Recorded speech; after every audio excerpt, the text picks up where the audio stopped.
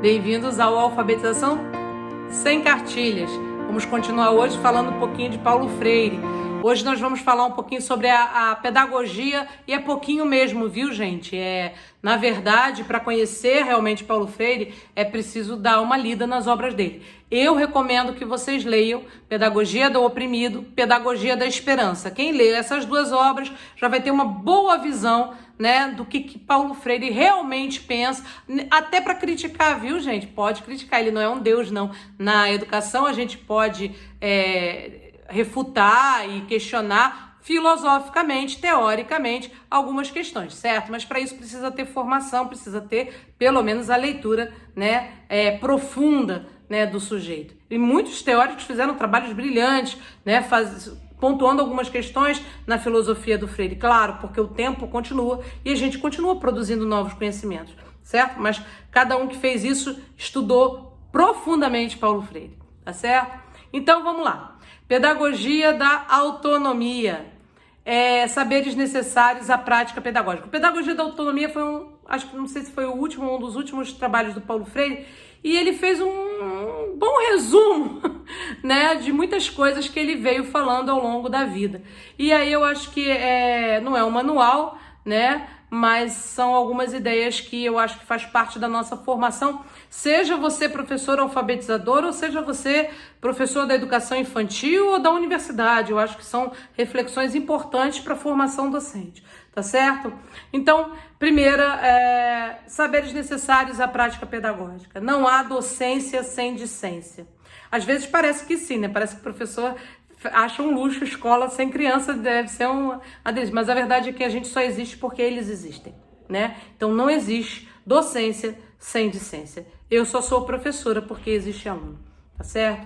Ensinar exige rigorosidade metódica, né? Rigor não é um rigor das práticas, um rigor, né, da pessoa, uma pessoa rigor, mas é rigorosidade metódica, é pensar, né, seriamente essa prática. Não é fazer qualquer coisa, é pensar com rigor, né, metodológico, metódico, esse seu fazer diário. Você não entra numa sala de aula para fazer qualquer coisa de qualquer jeito, nem para gastar tempo, tá? Então, por exemplo, eu acho que quando um professor enche um quadro para aluno copiar, né, ele não tem rigor metódico, porque na verdade ele está querendo gastar tempo e aí a cópia deixa os alunos sentadinhos, né, quietinho, fica aquele tempão ali copiando aquilo e aquilo não está ensinando absolutamente nada para ele, nada, né? Ah, mas ele tem que copiar para estudar para a prova. Ele pode tirar uma foto do quadro e estuda para a prova. E aí o professor fica, nossa, danado, ué. Mas se é para fazer um resumo, vale mais a pena se você mandar ele fazer o resumo. Aí vale mais a pena. Fala assim, gente, hoje vamos brincar de fazer cola, né? Todo mundo, vamos ver quem vai fazer a melhor cola. Cola é um exercício ótimo, né? Porque o aluno é obrigado a fazer um resumo da disciplina, o que ele acha que é mais importante e o que vai cair. Então, cola é um exercício ótimo. Manda seus alunos fazer uma cola. Não deixa eles colar, manda eles fazerem a cola. Depois a gente conversa sobre isso em avaliação. Bom, ensinar exige pesquisa. Sim, não só pesquisa científica, como a gente que vai fazer um mestrado, um doutorado, tem que fazer, mas a pesquisa do professor pesquisador. O que é um professor pesquisador? A gente já falou várias vezes aqui, né? O professor que investiga o seu contexto. Que escola é essa que eu estou trabalhando? Que menino é esse que eu vou alfabetizar? Que famílias são essas? Que comunidade é essa? Eu preciso pesquisar, eu preciso compreender essa realidade. Toda pesquisa, aliás, começa nisso, né? Na educação a gente chama de avaliação diagnóstica. Mas a avaliação diagnóstica não é só saber se o menino, né, põe letra maiúscula ou minúscula. A avaliação diagnóstica não é só saber se o menino pontua ou não pontua, escreve com Z ou com S. A avaliação diagnóstica é diagnosticar esses contextos para os quais você vai planejar atividades. Quem é esse sujeito? Que contextos são esses? Então é um pouco maior, tá? No próximo curso de avaliação a gente conversa melhor sobre isso também, tá bom? Ensinar exige respeito aos saberes do educando, né? E aí também tem uma confusão teórica, né? Algumas pessoas acham que quando Paulo Freire fala de respeitar os saberes do educando, é deixar o menino seguir pela vida fora, falando problema, Flamengo, não é isso não. partir dos saberes do sujeito, partir, né, do que ele já sabe, partir dos conhecimentos que ele tem, partir da visão de mundo que ele tem, é partir, não é ficar nela, é a partir de, né? É deixar esse exercício do sujeito se repensar. Então ele vai partir daquilo que ele tem, porque ninguém parte do nada, nem eu posso partir do que é do outro, eu tenho que partir do que é meu.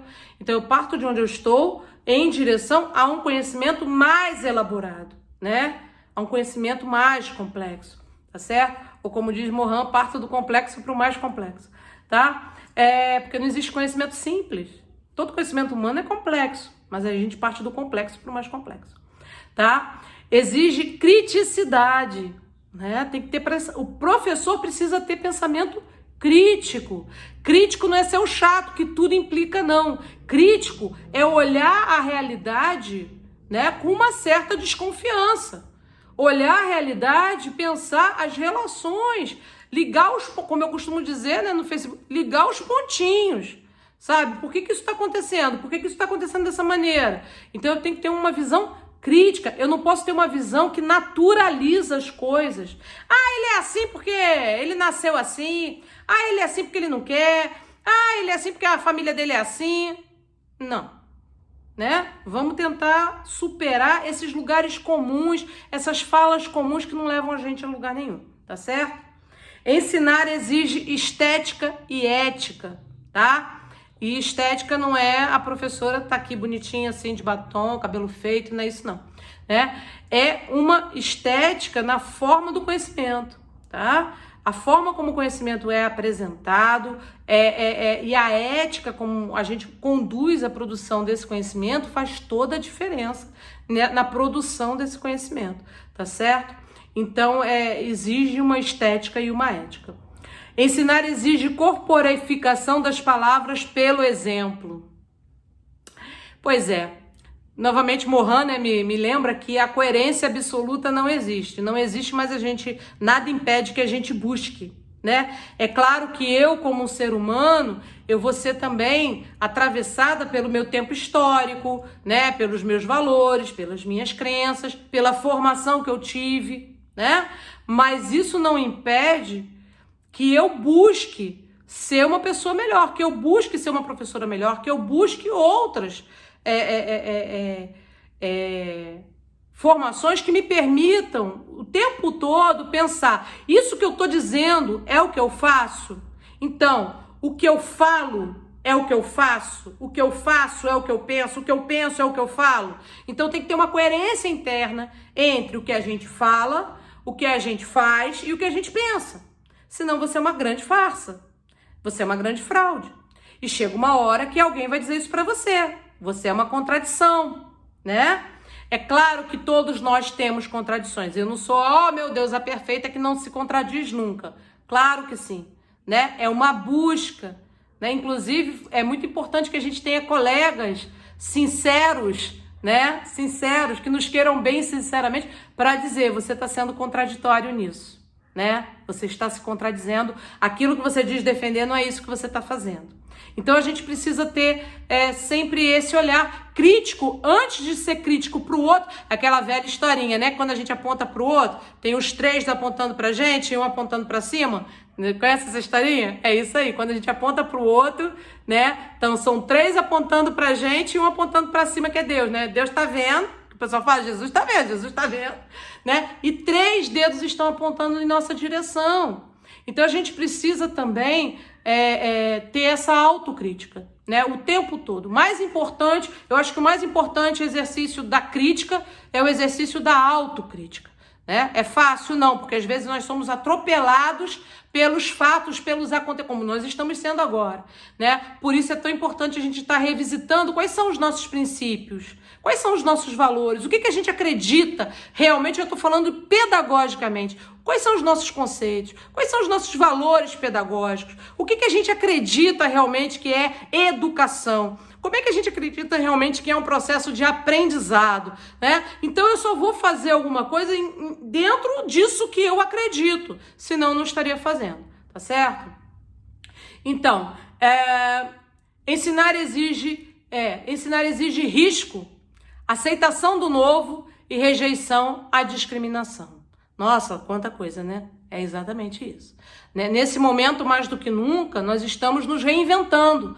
Mas esse já deveria ser uma prática nossa, né?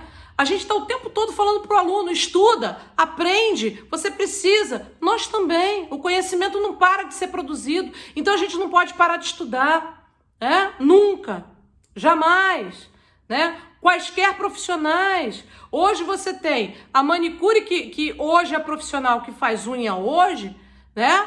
Se uma manicure de 50 anos atrás fosse congelada e viesse trabalhar hoje, ela ia ter que aprender um monte de coisa que ela não conhecia na época dela, né? Uma profissional de tintura de cabelo. Nossa, quanto conhecimento, quanta química, quanta estrutura que essa pessoa tem que ter de conhecimento, né, para produzir um efeito bacana. Então, mecânica, engenharia, né, odonto, qualquer área que você pensar, o conhecimento, ele não parou, ele continua aí evoluindo. Educação não pode parar, né? Então, você não pode achar que você vai dar a mesma aula hoje, em 2020, que você dava em 2010 para crianças completamente diferentes, porque já são crianças de um outro tempo, e que vai dar certo. A gente precisa estar o tempo todo se repensando, tá certo? Então, exige risco? Exige. A gente precisa ter essa ousadia, porque não se produz o novo sem ousadia. Sem ousadia, a gente só reproduz o velho. Aliás, sem ousadia, né? A gente ainda era coletor. A gente ainda não tinha saído, andando pelo mundo. Imagina a ousadia que precisa de você se jogar no mar e atravessar o mar num barco de madeira, né? Sem saber o que tem do outro lado. O ser humano, ele só anda para frente porque ele tem ousadia. O conhecimento só se produz na ousadia. Alguém tentou, e tentou uma vez, não, tentou muitas vezes, errou muito até acertar. Então, o conhecimento é produzido com ousadia. E o conhecimento pedagógico também. Eu vou fazer meus alunos de cobaia? Não, não vai. Mas nada impede que você experimente o novo quando o velho que você sabe não estiver dando certo, né? E às vezes a gente insiste nesse erro, né? O que eu sei não está dando certo. Eu não estou conseguindo, mas eu insisto nessa mesma fórmula. E aí a culpa é do outro. A culpa é do aluno, é da família do aluno, é do prefeito. Não estou dizendo que a culpa é sua, né?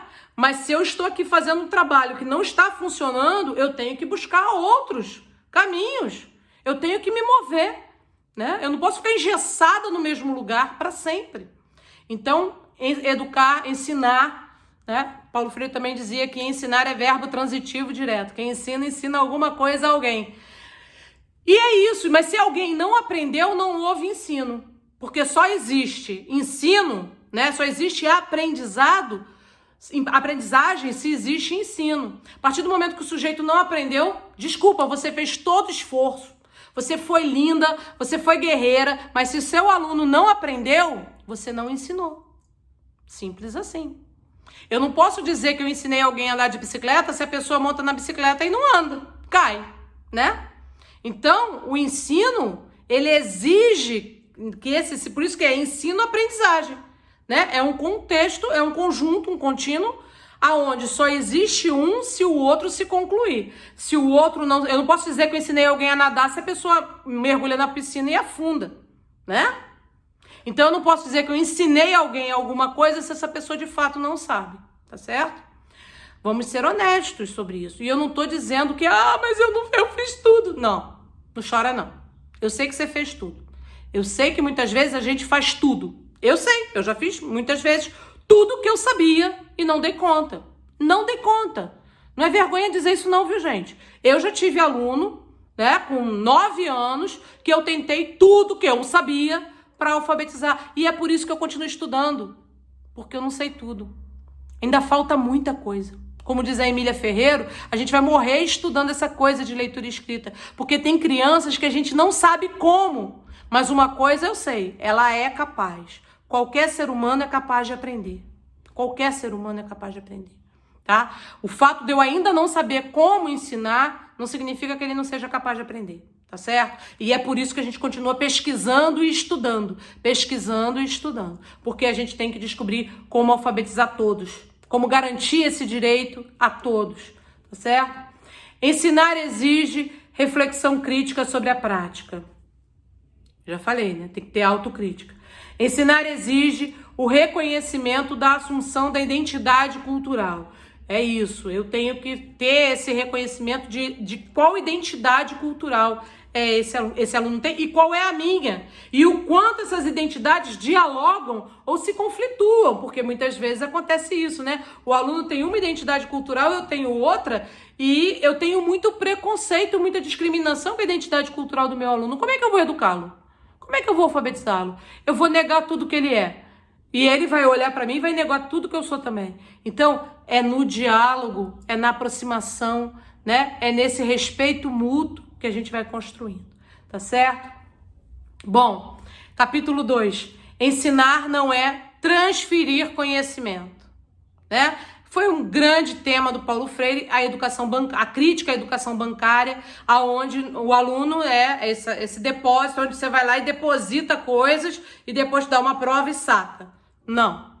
Educação não é transmissão de conhecimento. Eu tô aqui, eu não posso transmitir o que eu sei para vocês. Eu posso compartilhar o que eu sei com vocês e vocês vão pegar isso e vão dialogar isso com as práticas que vocês têm, com as outras leituras que vocês fazem, e aí um conhecimento que é só seu vai estar sendo produzido. Não é o meu conhecimento que eu transferi para você, é o seu conhecimento, porque o meu é meu. São as coisas que eu vivi, as coisas que eu experienciei, as coisas que eu li, as coisas que eu escrevi, as práticas que eu tive, os meus erros, os meus acertos. Os seus são outros. Então, seu conhecimento é outro. Eu estou partilhando o meu e ele vai fazer parte dessa sua história. Mas não é uma transmissão de conhecimento, tá certo? Ensinar exige consciência do inacabado, né? Esse inacabamento, nós nunca vamos estar prontos. Né? O professor, ele nunca está pronto, porque o mundo não acaba, o movimento do mundo não acaba, o movimento do conhecimento não acaba, o nosso conhecimento sobre linguagem não acaba, né? Toda vez que eu vou para uma banca de doutorado ou de mestrado e tem lá uma menina da letras pensando sobre alfabetização, eu aprendo muita coisa, porque ela está olhando isso de um outro lugar, e aí eu fico assim assustada com o tamanho da minha ignorância sobre esse assunto, mesmo depois de ter lido tudo que eu li e vivido tudo que eu vivi. Então a gente sempre tem muita coisa para aprender, porque é um movimento inacabado, tá certo? Ensinar exige o reconhecimento de ser condicionado. Então eu preciso admitir que tem uma roupa que me veste, né? A minha história, eu não vou me despir dela, né? Eu sou condicionada a esse tempo e espaço. Eu preciso ter conhecimento crítico, né, de quais são esses condicionantes, tá? Ensinar exige respeito à autonomia do ser do educando, né? Exatamente. E já dizia Maria Montessori, né? Não faça pela criança aquilo que ela é capaz de fazer por ela mesma, né? E o Paulo Freire vem, né? Século XX tem uns pedagogos, tem uns teóricos da educação incríveis para a gente conhecer, né? E é isso, né? A gente precisa...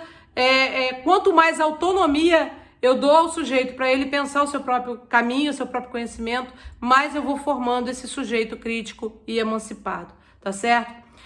Ensinar exige bom senso, né? Ensinar exige humildade, tolerância e luta em defesa dos direitos dos educadores, né?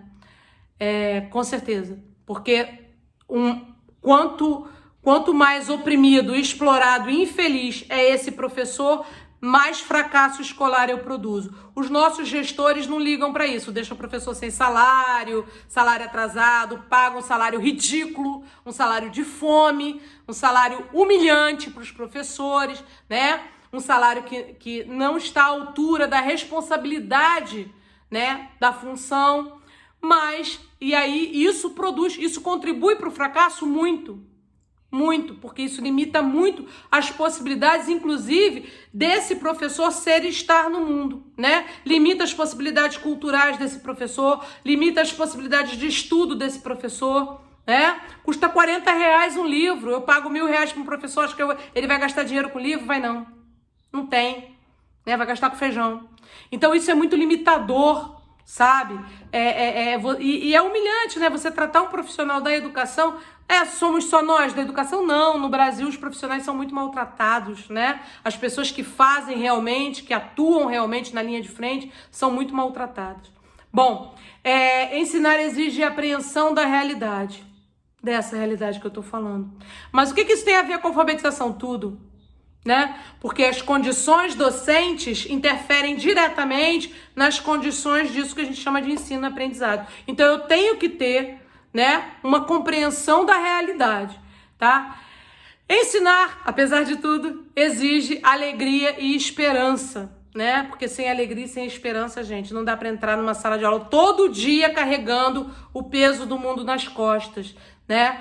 Realmente, ou você vai lá e acredita que é possível, que você vai fazer a diferença, ou eu fico pensando realmente como isso vai produzindo doenças na gente, né? Por que tem tanto professor doente? Porque isso, perdeu completamente a esperança. E a coisa mais triste, eu sei porque eu já vivi isso, a coisa mais triste que tem é você levantar de manhã, se arrumar e ir para um lugar fazer um trabalho que você não acredita, né? Isso vai te minando, isso vai te adoecendo. Ensinar exige convicção de que a mudança é possível. Se eu não acredito nisso, eu estou no lugar errado. Se eu não acredito que a pessoa é capaz de aprender, se eu não acredito que o aprendizado é capaz de produzir mudanças, eu não deveria estar numa sala de aula. Eu deveria procurar outra coisa para fazer, certo? Porque para ser educador, eu tenho que acreditar na possibilidade desse aluno aprender e acreditar na mudança. Senão é aquilo que eu falei, eu vou acordar todos os dias de manhã, enfrentar trânsito, ganhar um salário ridículo, para fazer um negócio que eu acho que não vai dar em nada, aí é tortura, né? Aí realmente é você operar num campo de um masoquismo que não tem limite, quer dizer, por que eu vou me violentar dessa forma? Eu iria procurar outra coisa para fazer de boa. O dia que eu achar que eu não faço diferença, que o que eu tô fazendo não produz mudança, eu vou caçar outra coisa para fazer. Não sei ainda o que, né? Mas eu caçaria. Eu queria ser apresentadora de programa de turismo. Tenho uma inveja daquela gente, ficar passeando pelo mundo, né? Trabalho bom, né? Não sei se produz mudança, mas, né? É um trabalho bom. O dia que eu cansar disso aqui, eu vou me oferecer lá para trabalhar lá na Multishow.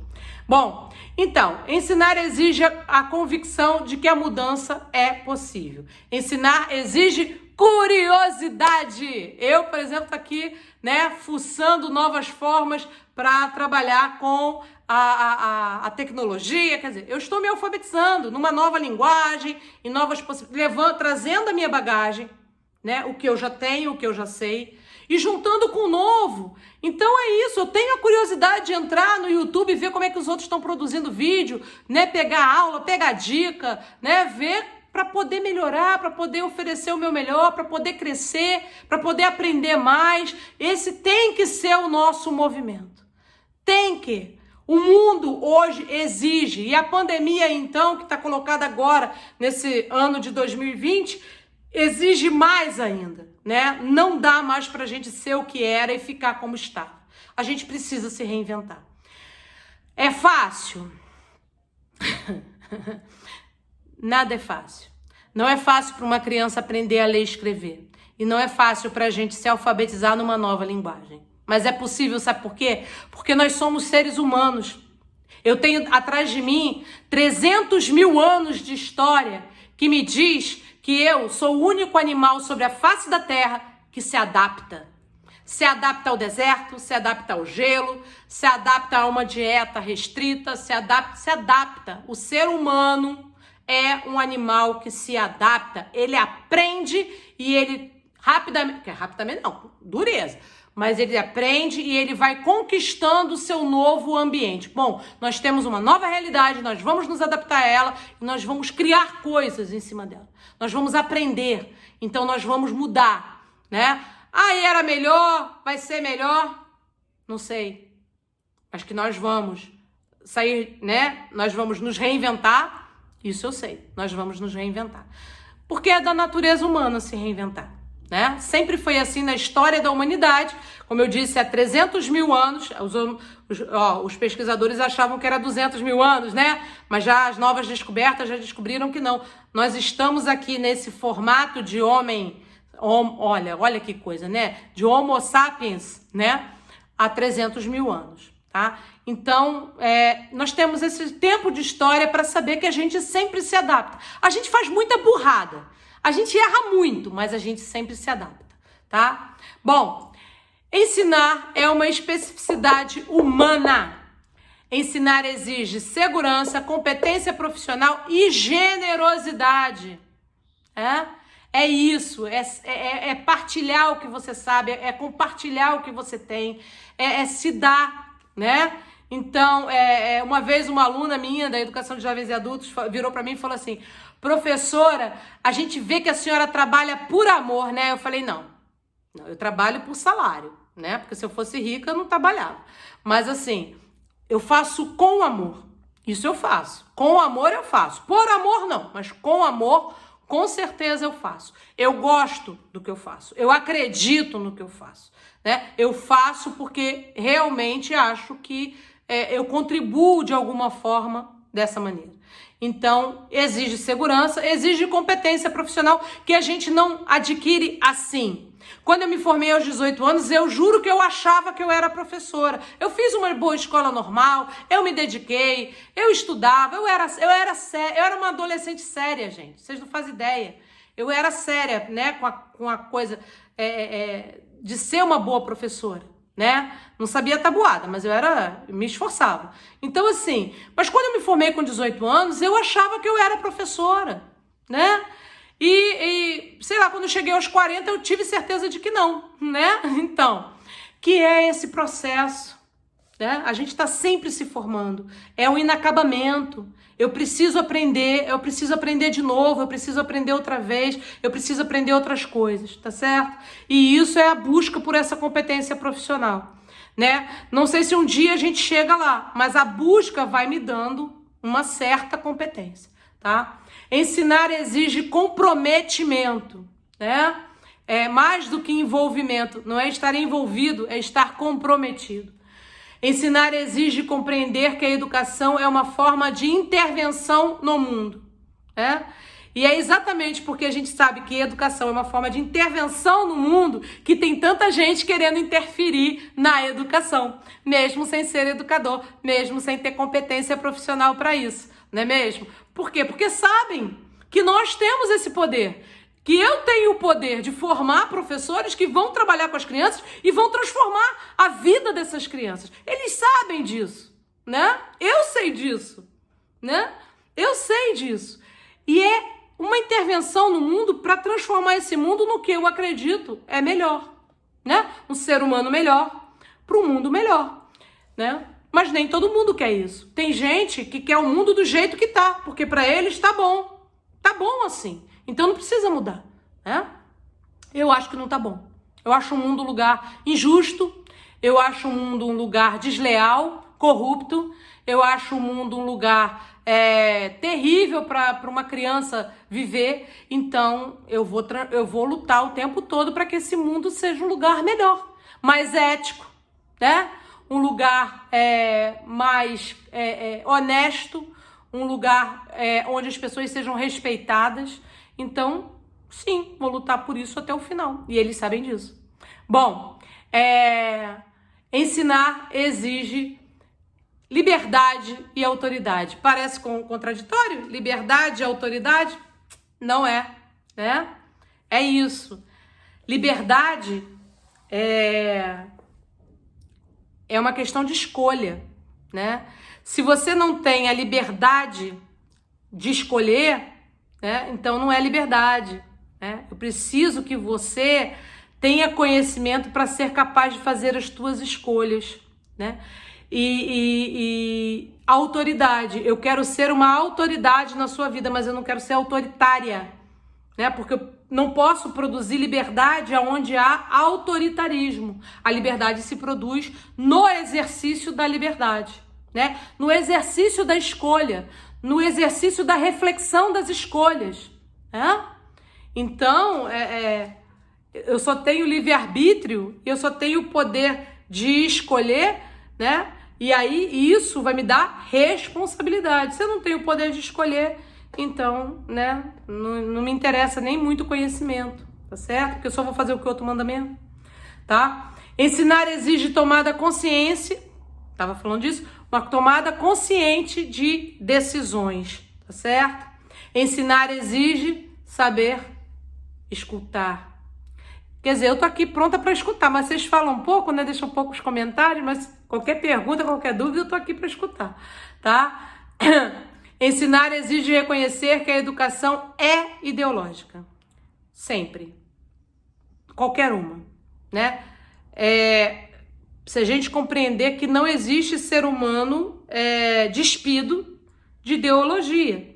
Todos nós temos uma concepção de mundo, né? Como eu estava falando, eu estava dizendo aqui, qual é o mundo que eu ambiciono? Isso é uma visão ideológica? Com certeza, né? Eu tenho um projeto de mundo que eu acredito. Eu tenho um projeto de ser humano que eu acredito. Eu tenho concepções pedagógicas que me ajudam a pensar como formar esse ser humano para esse mundo.